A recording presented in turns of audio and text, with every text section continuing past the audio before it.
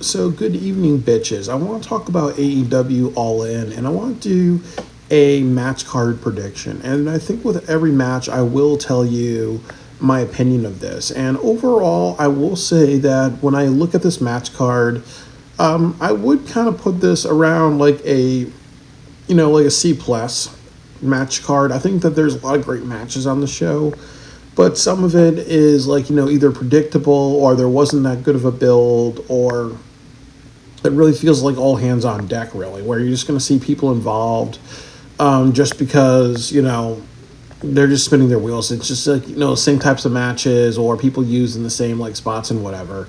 And I did talk about the Casino Gauntlet match where I think that it's kind of used as a crux to have a lot of AEW stars on the show without like doing the hard work of building matches and feuds. And I also just, we'll go over this card and tell you how I feel about each match. So the first match is FTR versus the Outrunners. And I'm a little disappointed with this match because I really think that what they should do is like the winner of this match should be included in the in like the fatal three-way match of the for the tag team titles. That could be a good stipulation. So it's not good that they have that. And in my opinion, I would have FTR win this one because they want to be in the main event. No, they want to be in the tag team match. So I think that, if I was to, have a good, booking, or if I was to, think about what would make money isn't the Outrunners. I think you should have the Outrunners beat the Hurt Syndicate in the future. They have to like go through like a journey of becoming a better and more serious team, but they're not at that point really. I think that if you want to make money, FTR and the Hurt Syndicate, that would be a really good feud. Even if it's heel versus heel, getting to that point would be the best thing. So I would put money on FTR, and I think that that's right for business. So the next match is Big Boom, AJ, and the Conglomeration versus the Don Callis family. So it's Hechicero, Lance Archer, Trent, and Rocky Ramiro. It's the lazy booking, as Jim Cornette says. Like you feature everybody in the card with an 8-person crazy match. And then also, I really just think it's a predictable match, really. So I'm not really like, into this. These are like the lower level people of the Don Callis family. These are usually the jobbers, really. So you obviously know that nobody cares about Hechicero, Lance Archer, Trent, and Rocky Ramiro. So the Conglomeration are going to win. It's just going to make people happy. It makes a lot of sense to do it that way, So it's predictable. Have like the Costco guys, give people in the front row cookies and whatever. Is what it is. Tony Storm versus Mercedes Moné. This is one of the hardest matches to predict. I am okay with this match. This is going to be like a really great women's match. I'm a little worried because I think that Tony Storm will do some dumb comedy, like her dumb sexual comedy or whatever, really. So I think that, as I said, that there's issues with the characters being a little one-dimensional because they're kind of like, been repetitive. Mercedes is a snob that likes dinner dates, and Tony Storm is this starlet with, a Madonna level sex drive, a 1990s Madonna sex drive. So my prediction, if I was to bet money, I would put on Mercedes Moné, and I think that's for a few reasons. Some people say that if she is really winning all these titles, you have to make her kind of like a final boss, really. Like, who's going to beat the invincible Mercedes? And then also, too, what you do is that if people don't like this, you have the Casino Gauntlet winner come out for the women's and cash in and take it from Mercedes. And then Mercedes is pissed, like, I had my moment, and now I'm embarrassed because I've been champion the shortest, which is a couple of minutes or a couple of seconds, really. So I think you can do that. And then also one reason why you would want that to happen as well if she wins and loses at the same time is that there's a lot of long title reigns in AEW. So some versatility would be good. So I really think that my prediction is Mercedes to win this one, make her Mercedes 7 belts. I don't think that's a good idea, but you can have somebody take the title off of her, or you can do something like you can do a Rob Van Dam thing where it's like Will Nightingale or Athena or Billy Starks or somebody else really says, I want to challenge you at Forbidden Door for the women's championship, and then you have that person win it from her. Because there are people who would win a, Money in the Bank or Casino Gauntlet anytime, anywhere contract, and it's like, okay, you know what, I'm going to cash in and not at a disadvantage. Like, there's some people who are like that. So my money's on Mercedes. I think this is going to be a really excellent match. I think this is going to be one of the matches of the night. It's going to be very physical, Dave Meltzer type of going, like 20, 30 minutes. So I'm excited for this one. The next match that I have is Jon Moxley and Adam Page for the AEW World Heavyweight Championship. Texas Death Match. I really think that Adam Page is going to win this one for a lot of reasons. I think that the big thing is that Moxley's not worked out as a champion. There's people who really don't like what he's been doing. He's every time he's main evented a pay-per-view, it's been poorly received or criticized.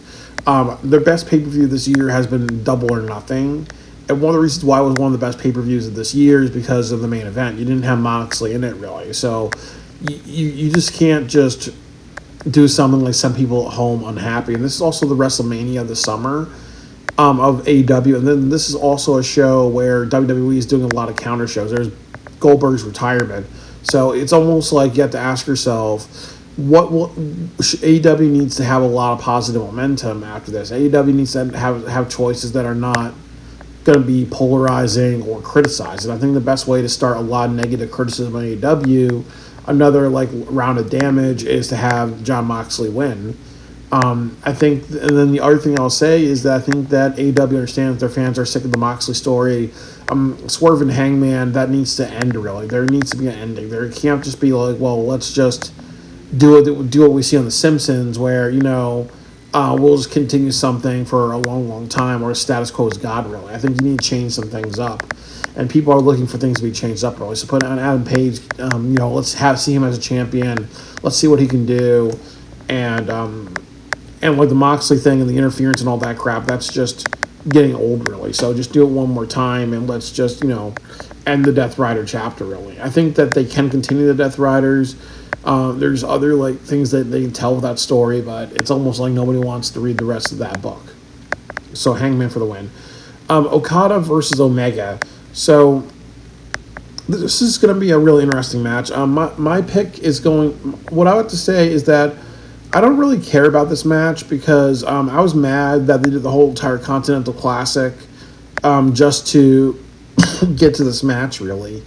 So, and this is kind of hyped up as one of the greatest matches of all time, really. And a lot of Western audiences don't really know who Omega or Okada is, really. So I think that, if you were to do Undertaker, Shawn Michaels one more time, or Rock, Undertaker one more time, people would want to see that. Most people don't know who Okada and Omega is, really. So I think this hyped up as one of the best matches of all time, or as a dream match at All In.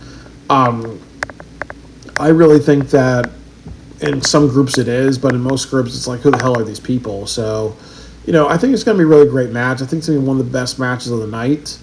But as I said, I do think that, the build to this has been a little subpar. The fact that these guys have not consistently been on television is inexcusable, really. So, it's definitely a match that I have some resentment towards. But what I would say is that I predict Okada to win for a couple of reasons. That you need to have bad guys win on this show, because if you don't do that, what's going to happen is that you're going to have that it just becomes predictable. And then the other thing I'm going to say is that if you have bad guys win on the show, it makes the main event unpredictable.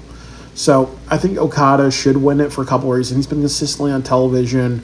You can do Okada versus Takeshita, and I think that that's the direction you have to go in, because it'll be good to see two Japanese wrestlers wrestle each other on American soil and have a feud and do something with that. Because in WWE, I don't think they've really done that. But you can do something between Takeshita and Okada, and you can actually kind of break a lot of stereotypes. It could be really groundbreaking stuff, and I think to get to that and make Okada the champion. And then Omega's been out on injury and other things like that, really. So it's almost like, why give it to him, really, if he's injury or he's talking about slowing down in his career, really. So, he doesn't show that. It doesn't really show somebody who's as motivated as he was before. So it doesn't really show his side as a champion. Right? I think that Okada should win this, and that's what they're going to do. There's two Casino Gauntlet matches, one for the men's and one for the women's. And to reiterate, how Casino Gauntlet match works is that two people walk in and they have a match with each other. And then what happens is that every couple of minutes, another person walks in. So the goal of it is to, get the pinfall first. Because that way, if it's the first two people, nobody else is involved. So you don't have like 6 or 7 people. Because once you get to that point, it's harder to win, So what I would say is I would predict that I think that my big prediction would be, and I think this is a really tough call, but my prediction would be MJF for a few reasons. That if you give it to somebody like Mark Briscoe or another babyface, then people are going to know that Mox is going to retain, and that's not what people want to see. The other thing that I will say is that what I see in my head is that Mystico is going to get his revenge on MJF.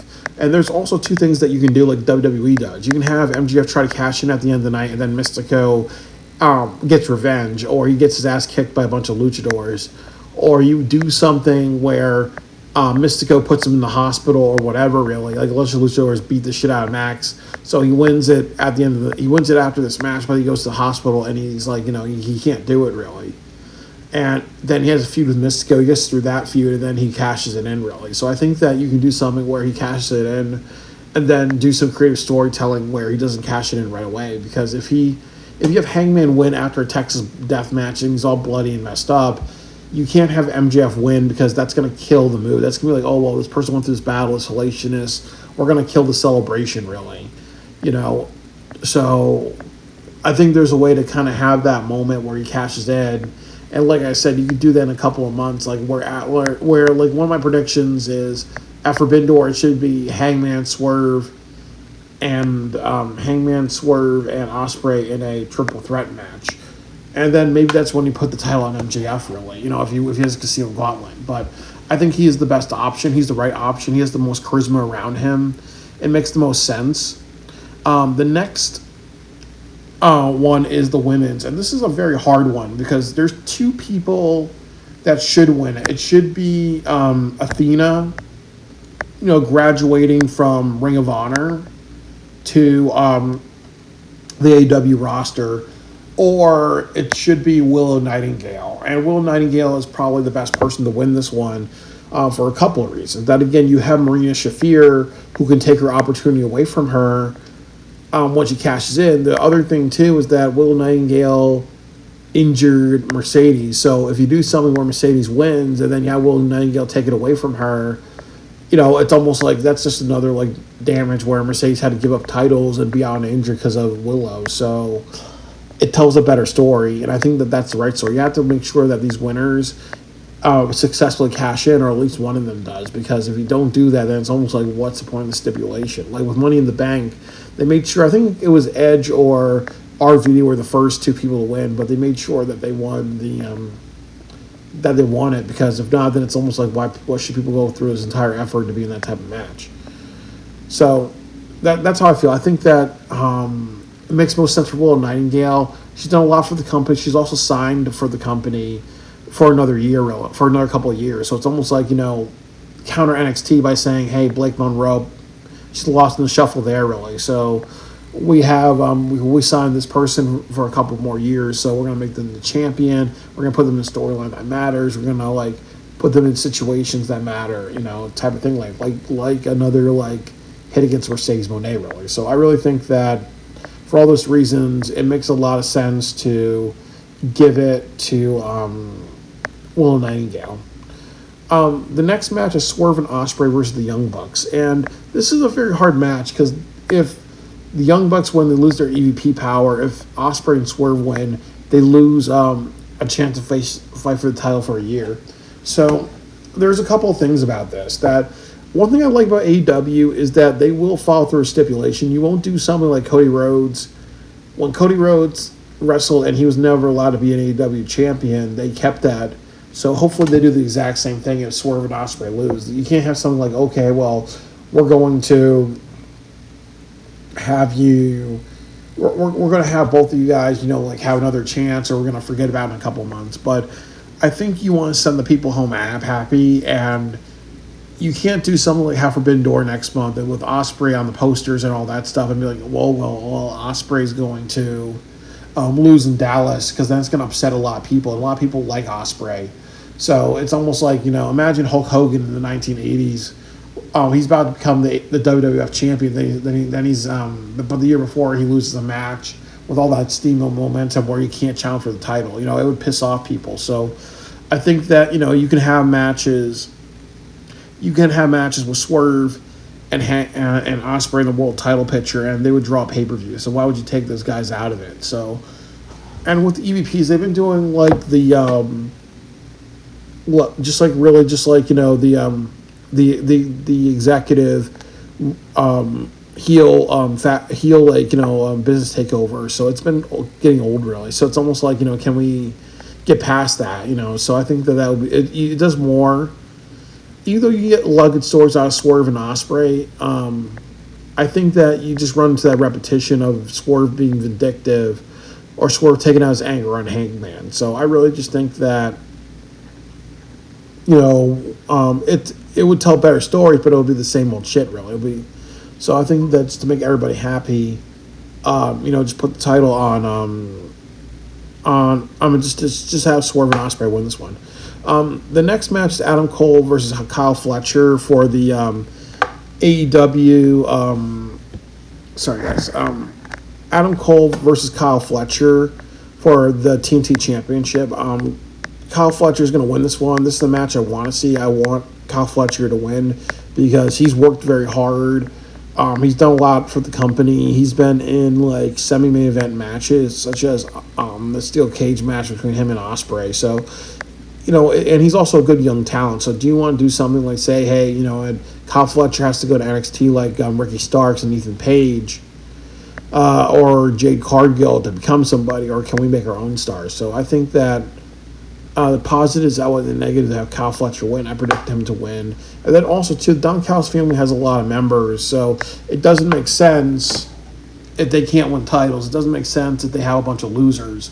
So if you're going to probably have them lose on the pre-show, it makes sense for one of them to walk away with the title, because it's almost like, how are they assassins? How are they like a bad group of men? How are they people who have 5-star Dave Meltzer matches when they can't win titles and consistently lose? So I think that it's just a good spot to put on Kyle Fletcher.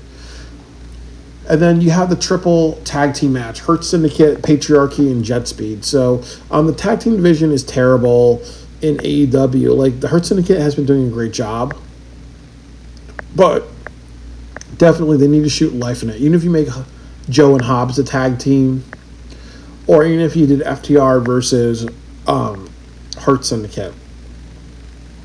So I think my prediction is that this is a very hard match. I think there's two things. You can have the Hurt Syndicate win with interference from FTR, or you can have Christian Cage and Nick Wayne win.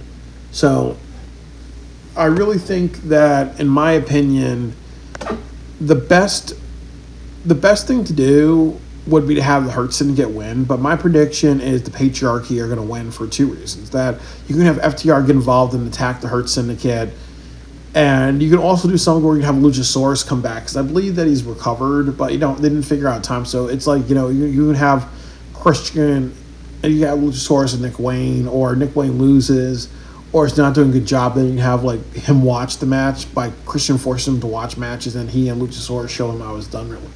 So sorry, I just had a drink. I didn't want to fall on my ass really. But I think they're going to do that because also too, remember Christian gave up his casino contract match. So they probably just want to throw him a bone, really. I think they're just going to throw Christian a bone, backstage politics. The Hurt Syndicate can always win. They can always like do a beatdown on Nick Wayne, like Christian walks away, really, and then somebody saves Nick Wayne, like Darby or somebody like that, really. The last match is the Trios title, the Ops versus the Death Riders. Instead of Pac, you have Gabe Kidd. So that's going to be a really interesting match. And I don't know who's going to win, but I think the Death Riders are going to win. I think they're going to have a bunch of interference. And it's also going to make people be like, okay, since you put the title on the Death Riders, what's going to happen after All In? Are they actually going to win the main event? Because, now they have the titles, really. So I think that'll be, a good surprise, really. And this could lead to a blood and guts match or whatever to kind of get the titles off of them, or say also you lose the titles and you also disband or something like that. But yeah, I think they're going to win because also too, as I said many times, you have to have bad guys win on your big show, really, because that way it makes the main event look very unpredictable if bad guys keep winning, or you do something like like making the main event unpredictable, but also too in real life bad guys do win sometimes, really. So you got to just make it like kind of like more realistic. So overall, like these are all like 11 matches, if I'm counting correctly. Well, and as I said, I really think that like I said, like a C plus is where it's at. Really, they didn't do a lot of good build with a lot of these things, but there are matches that I will love to see, and I can't wait to review it and tell you guys how the show is. I'm down in Dallas right now for the next couple of days, so I'll be really excited to see what they do, what the direction is for AEW, and hopefully they learn to fix divisions and also learn to pivot.